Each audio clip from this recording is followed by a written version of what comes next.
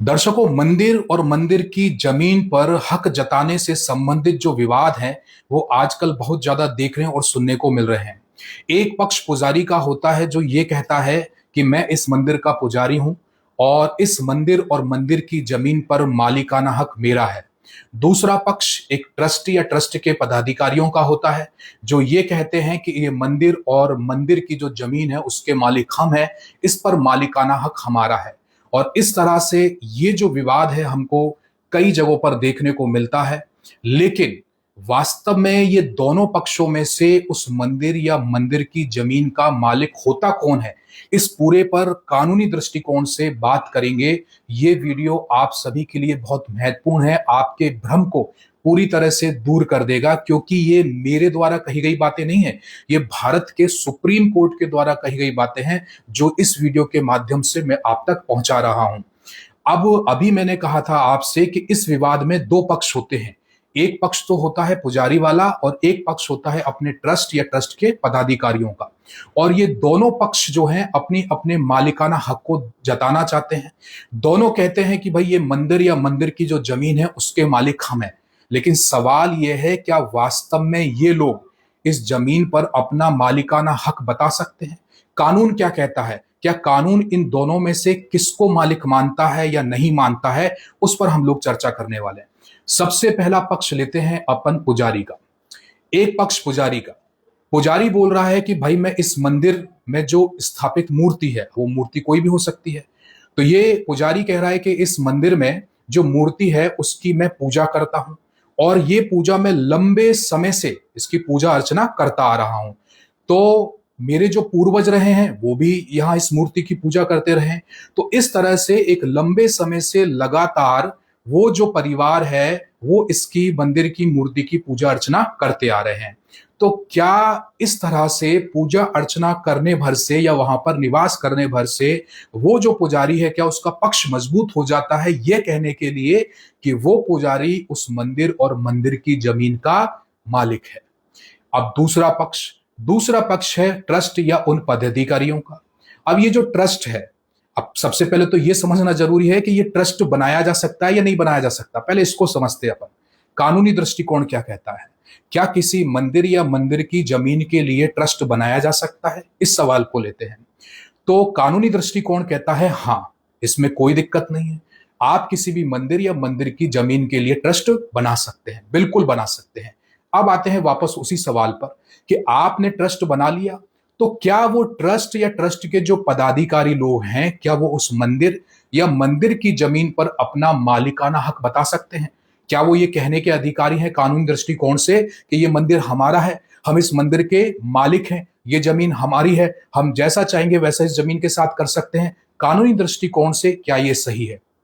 मैंने आपके सामने दोनों पक्षों को रखा, दोनों पक्षों की उन बातों को रखा जो ज्यादातर बड़ी अदालतों में जाती है। क्योंकि एक पुजारी इतना ही कह सकता है, वो ये कह सकता है कि भाई इस मंदिर में जो पूजा अर्चना का काम है वो वंशानुगत है, लंबे समय से पूजा अर्चना करते आ रहे हैं, तो अभी भी मुझे अधिकार मिलना चाहिए कि मैं आगे पूजा करूं, मैं इस स्थान पर रहूं। और इधर से वो पदाधिकारी लोग होते हैं, वो ट्रस्ट होता है जो अपना मालिकाना हक जताना चाहता है, जो कहता है कि भाई हम इसके ट्रस्टी हैं और इस तरह से ये मंदिर जो है वो हमारा है, हम इसमें जैसा चाहें वैसा करें। तो इतनी ही बातें हैं जो ये लोग रख सकते हैं। अब ये दोनों पक्षों की बात हो गई, पुजारी पक्ष की भी बात रख दी मैंने आपके लिए, और ये जो ट्रस्टी है, ये इतनी ही बातें हैं जो ये जाकर के वहां कोर्ट में रख सकते हैं। इससे ज्यादा कुछ होता भी नहीं है, इनके पास कहने के लिए इतना ही होता है। तो अब अपन को ये देखना है कि सबसे पहले इनमें इनके अधिकार क्या हैं। भाई क्या ये जो ट्रस्ट के लोग होते हैं, क्या किसी पुजारी को बेदखल कर सकते हैं? ठीक है। क्या ये किसी मंदिर की जमीन की खरीद फरोख्त कर सकते हैं? जो वहां पर मंदिर है, मंदिर की जमीन है उसकी, इनके अधिकार क्या है? इसी तरह से ये जो पुजारी पक्ष है, इसके अधिकार क्या है? इस पर थोड़ी सी बात करते हैं, फिर अपन चलेंगे सुप्रीम कोर्ट के मामले पर। आपको तीन चार जितने भी मामले हैं उनके बारे में बताऊंगा बकायदा, कौन से वर्ष के रहे हैं, कौन से न्यायालय के हैं ये बताऊंगा, और फिर वहां का निर्णय क्या रहा, ऐतिहासिक निर्णय जिसका उदाहरण आज भी पेश किया जाता है कोर्ट में ऐसे मामलों से संबंधित, उन पर बात करेंगे। तो भाई यहां पर एक ट्रस्ट है और ट्रस्ट के पदाधिकारी हैं, और वो ये कह रहे हैं कि भाई ये पुजारी जो है मंदिर का, ये हम इसको हटाना चाहते हैं। तो क्या ये संभव है क्या? तो देखिए भाई, कानूनी दृष्टिकोण ये कहता है कि अगर कोई पुजारी वंशानुगत है, यानी कि पूरा वंश उसका चलता आ रहा है, पूजा अर्चना करता आ रहा है उस मंदिर में, तो कानून कहता है कि आप उसको कतई नहीं हटा सकते, बिल्कुल नहीं हटा सकते। हटाएंगे तो उसके लिए आपको ठोस सबूत की आवश्यकता पड़ती है, जिसको एक कोर्ट में सिद्ध होना चाहिए। यदि कोर्ट में सिद्ध हुआ है तो कोर्ट निर्णय करेगा इस बात का कि बकायदा वो जो सबूत है वो उसके खिलाफ इतना मजबूत है कि उसने कोई बड़ी गलती कर दी है, तभी जाकर के कोई निर्णय लिया जा सकता है। वरना आज तक तो कोई ऐसा निर्णय नहीं हुआ कि बिना किसी गलती के या ठोस सबूत के आप किसी पुजारी को मंदिर में से बेदखल कर सके। सुप्रीम कोर्ट भी यह कहता है कि भैया, आप पुजारी को पूजा अर्चना करने से बेदखल नहीं कर सकते। अगर वो लंबे समय से वहां पर अर्चना करता आ रहा है, निवास करता आ रहा है, तो उस व्यक्ति को आप उसके इस अधिकार से तो वंचित नहीं कर सकते। यह अधिकार पुजारी का सुरक्षित रहता है। तो ये बात अपनी क्लियर हो गई। यहां पर इस तरह से आप किसी को हटा नहीं सकते जब तक कि ठोस सबूत ना हो और वो किसी कोर्ट में सिद्ध ना हो जाए। ठीक है, प्रशासन अपनी तरफ से कोई ऐसी कार्रवाई नहीं कर सकता इस मामले में। उसके लिए तो आपको कोर्ट का दरवाजा खटखटाना पड़ेगा, वहां सिद्ध करना पड़ेगा, तब जाकर के आप बेदखल कर सकते हैं, वरना नहीं कर सकते। ठीक, दर्शकों, वापस आते हैं अपने उस महत्वपूर्ण प्रश्न पर जिस पर अपन चर्चा करने के लिए यहां पर हैं। प्रश्न ये था कि ये दोनों जो पक्ष है, क्या ये मालिक हो सकते हैं या नहीं हो सकते? सुप्रीम कोर्ट क्या कहता है? देखिए, जो पुजारी पक्ष है उसकी बात करते हैं अपन। पुजारी पक्ष, जो पुजारी है वो किसी मंदिर का या मंदिर की जमीन का मालिक हो सकता है क्या? तो इसका कानूनी दृष्टिकोण से जवाब है नहीं, बिल्कुल नहीं हो सकता। सुप्रीम कोर्ट इस बात को स्पष्ट कर रहा है। वो आपको आदेश भी अपन ले चलेंगे, उस पर निर्णय पर बात करेंगे, लेकिन मैं पहले थोड़ा सा समझा दूं आपको कि सुप्रीम कोर्ट कह रहा है कि जो पुजारी होता है उसका अधिकार केवल इतना है कि वहां मंदिर के अंदर जो मूर्ति स्थापित है वो उसकी पूजा अर्चना करे, जो उसके दायित्व बनते हैं उन दायित्वों का निर्वहन करे, ठीक है, उनको निभाए। उसको कोई निवास स्थान है रहने के लिए तो वहां पर अच्छे से रहे, अपने जिम्मेदारियों को, अपने दायित्वों को पूरी ईमानदारी से निभाता रहे, बस इतना ही। यही पुजारी का काम है, इससे ज्यादा और कुछ नहीं। तो सुप्रीम कोर्ट ये स्पष्ट कर रहा है कि कोई भी पुजारी किसी भी मंदिर या मंदिर की जमीन का मालिक नहीं हो सकता। ये ऐतिहासिक फैसला है। ये स्पष्ट कर रहा है सुप्रीम कोर्ट कि कोई भी पुजारी किसी मंदिर या मंदिर की जमीन का मालिक बिल्कुल भी नहीं हो सकता। आपको पता होना चाहिए कि 2021 में मध्य प्रदेश सरकार ने तो इस तरह का आधिकारिक जो आदेश है यानी सर्कुलर है वो जारी कर दिया था। और सर्कुलर जारी करके ये कहा था कि राजस्व जो रिकॉर्ड है उसमें एक कॉलम होता है कि मंदिर की जमीन या मंदिर का मालिक, वहां पर कौन सा नाम लिखना है। तो उन्होंने कहा कि जितने भी पुजारियों का नाम लिखा है उन सबके नाम को हटा दिया जाए।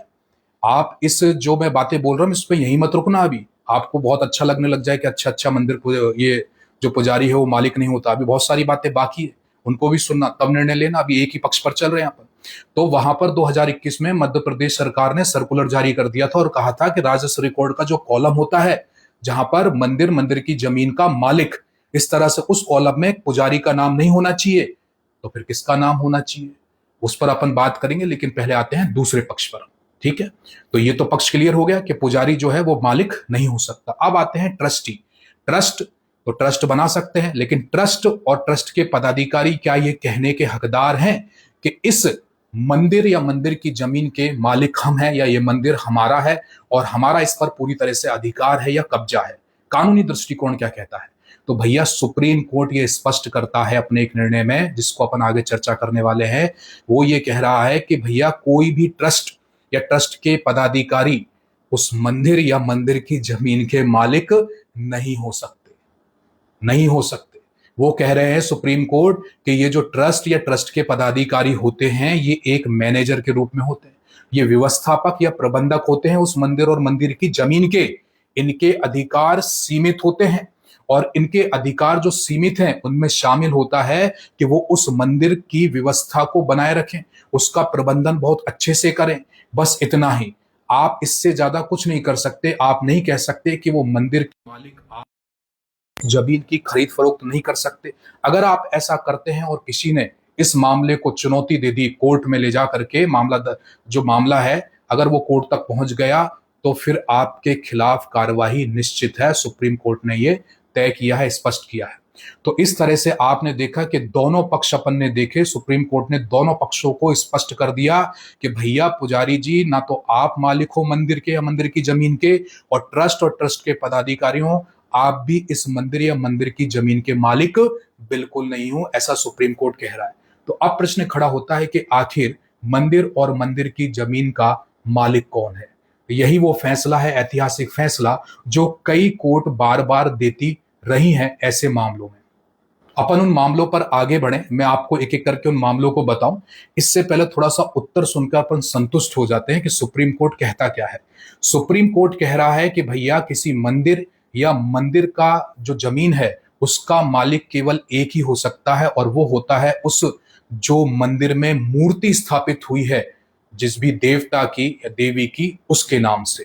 तो वहां उस मंदिर में जो भी मूर्ति स्थापित हुई है, उस मूर्ति का जो आपने नाम लिया हुआ है, जो देवता है वहां पर या देवी है, जो भी है, उसके नाम से ही राजस्व रिकॉर्ड में मालिकाना हक चढ़ सकता है, और किसी भी व्यक्ति का नहीं हो सकता। तो सुप्रीम कोर्ट कह रहा है कि किसी भी मंदिर और मंदिर का मालिक केवल उस मंदिर की मूर्ति ही हो सकती है, उसके अलावा कोई नहीं हो सकता। राजस्व रिकॉर्ड में यदि नाम होगा तो वो उस मूर्ति, यानी कि जिस देवता या देवी की मूर्ति है, उसके नाम से ही होना चाहिए, इसके अलावा कोई दूसरा नाम वहां पर नहीं होना चाहिए। सुप्रीम कोर्ट ऐसे कह रहा है। मैं आपको बताता हूं कि वो कौन कौन से निर्णय हैं और क्या विवाद था जिसकी वजह से वो वहां मामले अदालत में पहुंचे, और फिर क्या आदेश, जो अंतिम निर्णय था, वो वहां पर अदालत का रहा।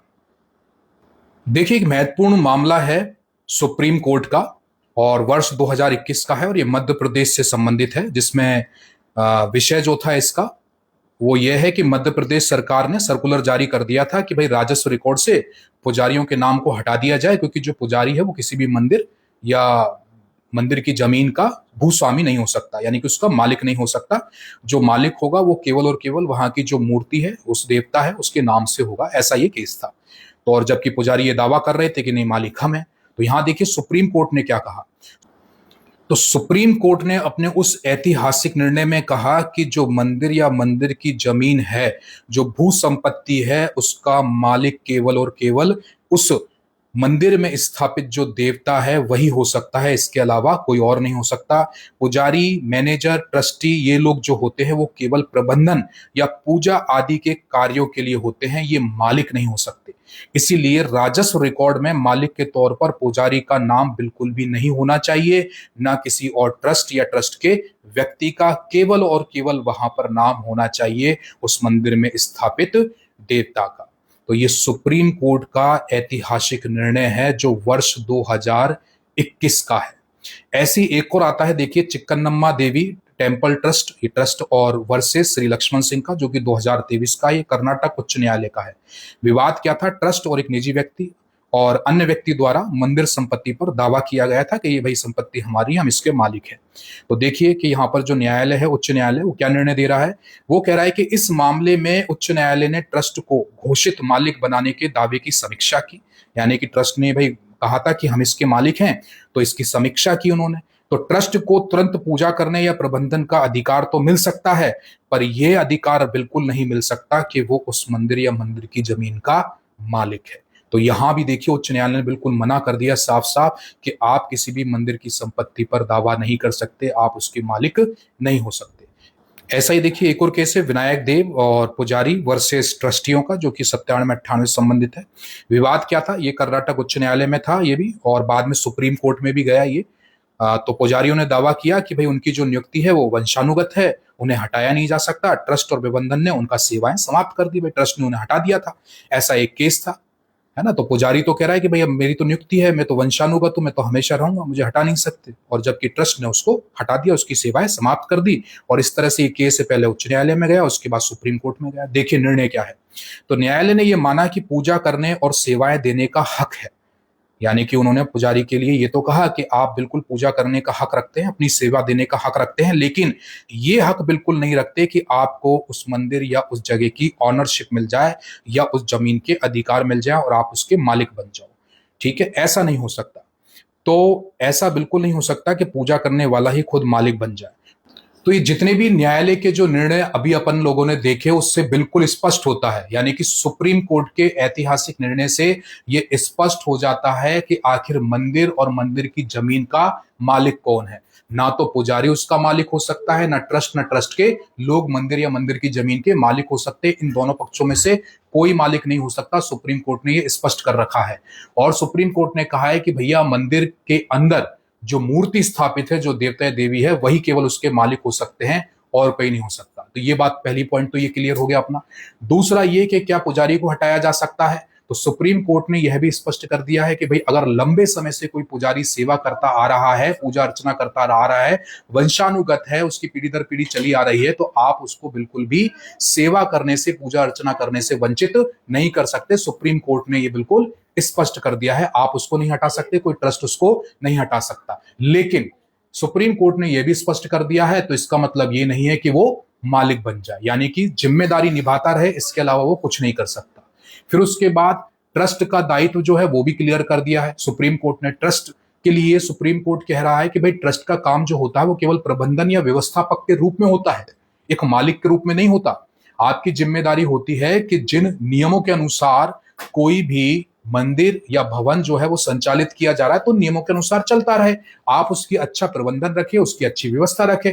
बस इतना सा आपका दायित्व। हो सकता है कि और कुछ निर्णय भी हों जो उसके अनुसार आप लेते रहें, पर इसका मतलब ये नहीं है कि आप उस मंदिर या मंदिर की जमीन पर मालिकाना हक जताने लगे, उसकी खरीद फरोख्त करने लगे। यदि ऐसा होता है और कोई आपकी शिकायत करता है तो बकायदा इसके खिलाफ कार्रवाई की जा सकती है।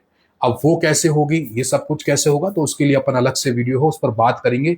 लेकिन इसमें तो केवल इतना ही स्पष्ट करना था कि आखिर किसी मंदिर या मंदिर की जमीन का मालिक कौन होता है। और मुझे लगता है कि आपको अच्छे से समझ में आया होगा। जितनी भी बातें थी अपन ने बिल्कुल कानूनी दृष्टिकोण से की। वो मेरा पक्ष नहीं था कि मैं अपने विचार आपके सामने रख रहा हूं, जो सुप्रीम कोर्ट के जो निर्णय थे उसके अनुसार अपन लोगों ने उन बातों का। और मुझे लगता है सुप्रीम कोर्ट का जो निर्णय होता है वो अंतिम निर्णय होता है, उसे कोई नहीं टाल सकता। लेकिन दोस्तों, इसमें एक बात अपन को ध्यान रखनी है कि ये जो निर्णय लागू होता है वो किस तरह के मंदिरों पर लागू होता है। देखिए, एक तो अपना घर का मंदिर होता है जिसमें एक व्यक्तिगत रूप से पूजा अर्चना होती रहती है, वो सार्वजनिक रूप से किसी के लिए खुला हुआ मंदिर नहीं है। तो ऐसे मंदिरों पर ये लागू नहीं होता, ये केवल और केवल सार्वजनिक, ये कॉमन सेंस की बात है। तो सार्वजनिक जो मंदिर है, जो लोगों के लिए खुले हुए मंदिर है, उन पर ये पूरी तरह से लागू होता है। अगर कोई ऐसी स्थिति बनती है, कोई ऐसा मामला आता है, तो सुप्रीम कोर्ट का जो ये निर्णय है वो अहम भूमिका निभा सकता है ऐसे मामलों में। तो आप इस वीडियो को ज्यादा से ज्यादा लोगों के पास शेयर करें ताकि उन्हें पता चल सके कि वास्तव में किसी मंदिर या मंदिर की जमीन का असली मालिक होता कौन है। और ये आप या मैं नहीं कह रहे, ये सुप्रीम कोर्ट का निर्णय कह रहा है, एक ऐतिहासिक फैसला बता रहा है कि भैया मंदिर या मंदिर की जमीन का जो असली मालिक है वो उस मंदिर में जो देवता की मूर्ति है उसी का हक होता है, वो मालिक वही होता है और कोई नहीं हो सकता। राजस्व रिकॉर्ड में भी उसी का नाम होना चाहिए। अगर ऐसा नहीं होता है और कोई अगर इसमें गड़बड़ी करके अपना नाम चढ़वाता है या कोई और षड्यंत्र करता है तो उसके खिलाफ कार्रवाई की जा सकती है।